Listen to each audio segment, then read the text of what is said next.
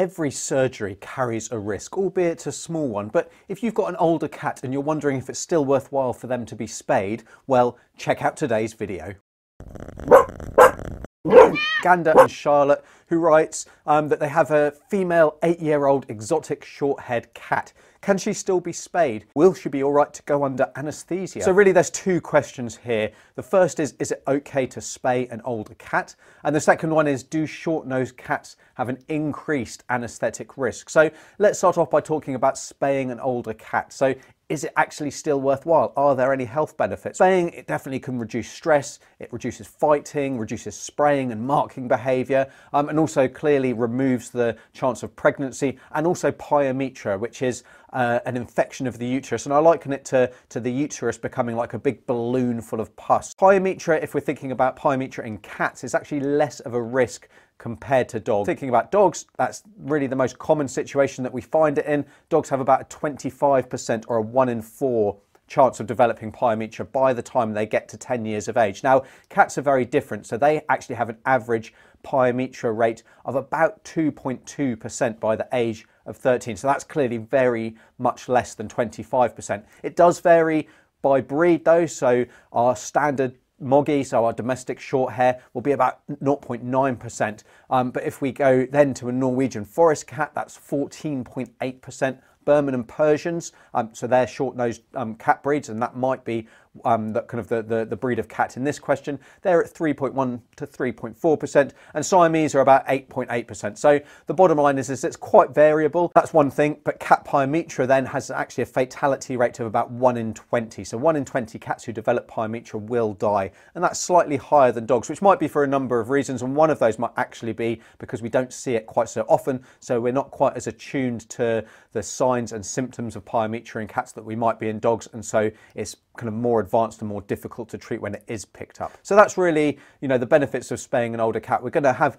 all the other benefits, but the pyometra risk is going to be the big one as well. Moving on to anaesthetic risks in general. Now, well, anaesthetic and surgical procedures, they all involve some risk to a cat. Same to a dog, same to us when we're undergoing surgery or an anaesthetic. There is a small risk.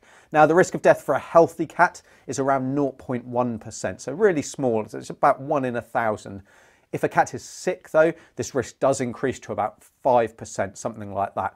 It really is going to depend on what's going on, how sick your cat is, what other compromises they've got in, and what surgery needs to be done. Now, anaesthetic technique does vary kind of in a huge range of different ways. So there's a number of different ways that we can anaesthetise a cat to carry out any degree of surgery, and they will vary with safety as well. So it varies from just completely injectables, so we just give injections to anaesthetise a cat, through to giving a gas anaesthetic. So oxygen and anaesthetic gas is delivered through a tube straight into the lungs. Now, short-nosed cats, they also do have more tissue around their throat, which makes it more narrow, and that will likely increase the anaesthetic risk compared to a standard cat with a nose. But if we're assuming that a gas anaesthetic's given, then obviously that kind of during the anaesthetic period itself, then that's not going to be a problem because there's going to be a tube going down kind of through the throats down into the lungs, delivering that gas. Where the main risk period actually is, though, is after surgery. So during that recovery period, that is really when most cats who are going to die under anaesthetic or as a result of their anaesthetic actually do pass away. So ideally, any cat really should be closely monitored in this time rather than just being kind of put away into their kennel or cage by themselves and not being observed. So that kind of post-anaesthetic, post-surgery period is absolutely critical in recovery. Really, the bottom line is that yes, I do believe that spaying an older cat is absolutely worth it. And while there are risks with anaesthetics and potentially slightly higher risks with squash-nosed cat breed, they're not something I don't think to worry overly about. If the cat's otherwise healthy, if there's no other concerns, apart from the age, but their kidneys are working fine, we might want to do a little blood test beforehand. We certainly would want to put them on fluids, ideally, if we can, to help support their blood pressure, to help support their organs and improve recovery as well. But if there's no other reasons, then absolutely, I think this is a procedure that would still be well worthwhile being carried out.